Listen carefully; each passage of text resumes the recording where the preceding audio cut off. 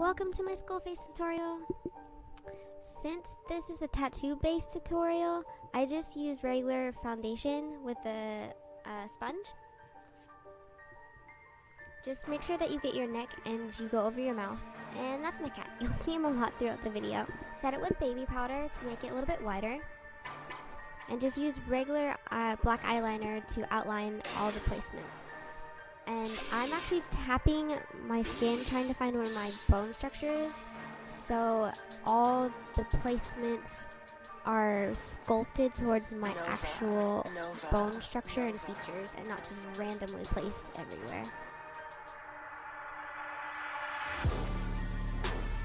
And the nose, it actually doesn't matter if it's a small little nose or if you want to make it larger.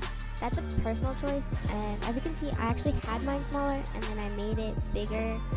I wanted to hide my nose ring and I thought it looked better, but that is definitely a personal choice.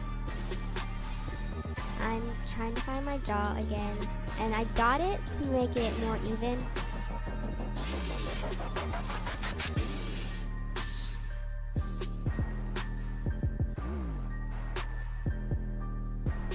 And of course, outlining it can be extremely messy since you're gonna go over it and shade it.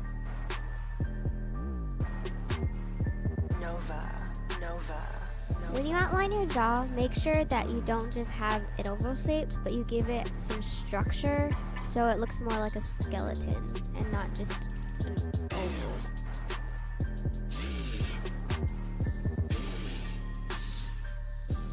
Of course, go back and fix any mistakes. I just used regular craft face paint that I got from Hobby Lobby to fill everything in, and then I went over my eyes with the same black eyeliner that I used before.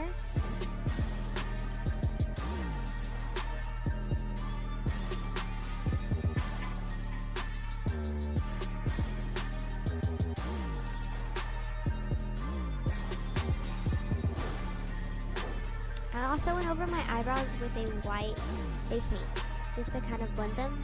And of course, make sure you do tear ducts with the eyeliner. Okay. Any kind of black shadow is going to work. And whatever size brush you want to use is going to be fine too. That's just a personal choice. And all the shading I did was really random, but it was basically just to make everything pop out. So for the black spots, you try to feather them out a little bit, and then you kind of outline them and then bring the shading out just to make it kind of pop. And for the eyes, I actually added some indents to make my face look angry.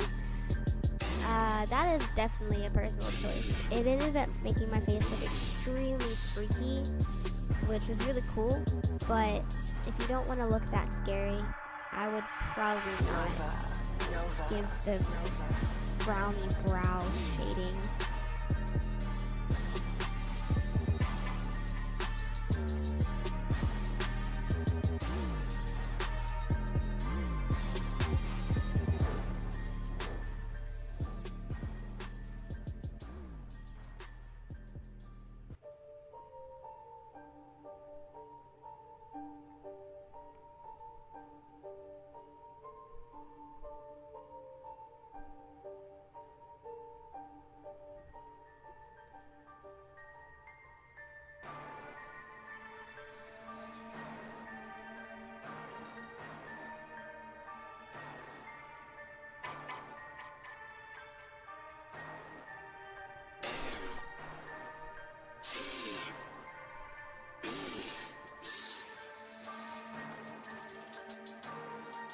And then make sure you add dimples too.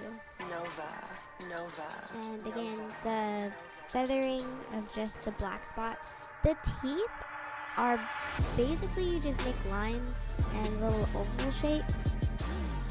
And I made a line so the teeth would be straight going across. And you just make a lot of random oval shapes over and over. And the messier you are, the more realistic they are. So don't try and make it look even. And of course, fill in between your jaw, because that's definitely going to be black.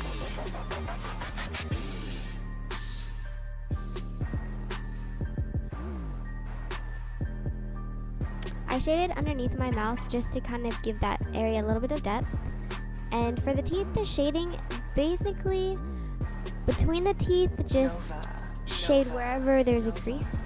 And then above the teeth, you kind of shade it so you see a little bit of the gums. And then you also blend in the black into the teeth. And of course, the farther back the teeth are, the more shading they're going to have.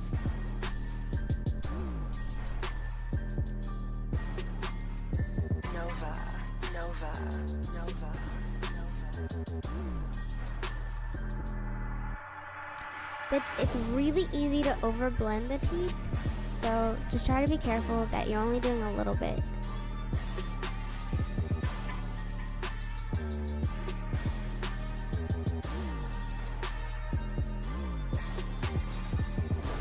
There's my cat again. And I tried to give the gums just a little bit of depth so it looked like the teeth were attached to something.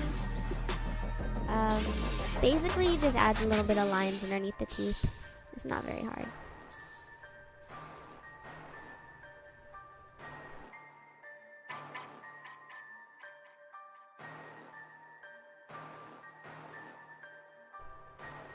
And then I put a little bit of depth by the jaw. And you can do that or you don't have to. It just kind of helps the black pop out a little bit. But everything was really randomly placed, so it's just wherever you think there needs to be a bit of depth, you just add some lineage there.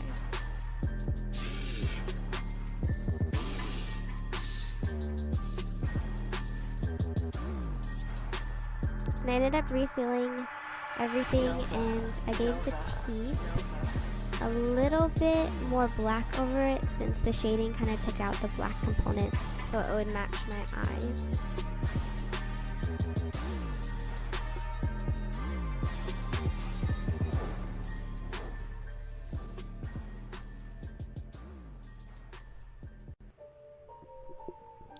And then you're just gonna give yourself a hollow spot underneath the jaw, and then you're gonna start sculpting the backbone, and it's basically just a bunch of squiggle kind of leafy shapes.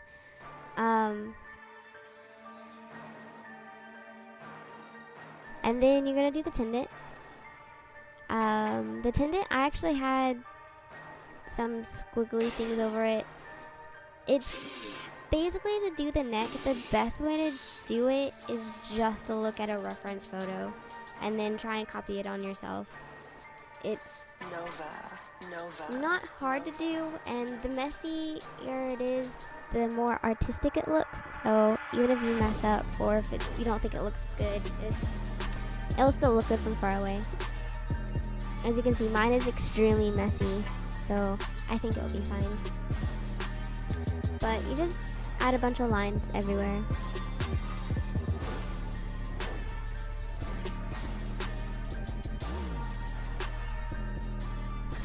Shading the backbone, you don't want it to be smooth, you want it to be more of a line shading going across. So I did that first, and then I went back and filled everything in, but I made sure I shaded the backbone just a little bit first so I knew what went where. And of course the tendon. The tendon's the same way, you add little lines just to give it some depth and some shape.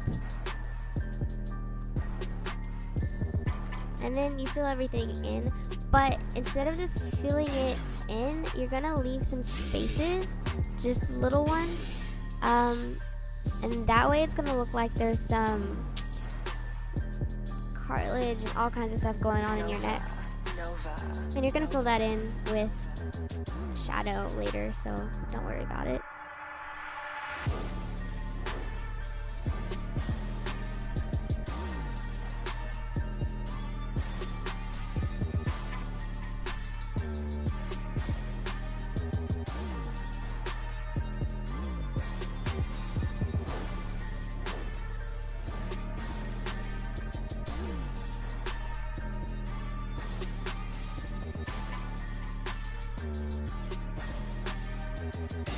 filling in with the shadow, I just redefine the color or the backbone, and then for everything else, you just kind of shade where something's going over something else.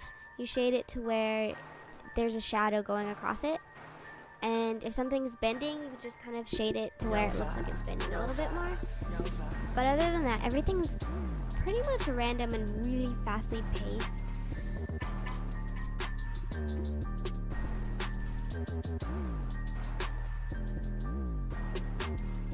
And it doesn't have to be pretty, it can be really messy. So just set it with baby powder. And this whole look took me about 2 hours to complete, so I'd recommend doing it when you have a lot of time on your hands.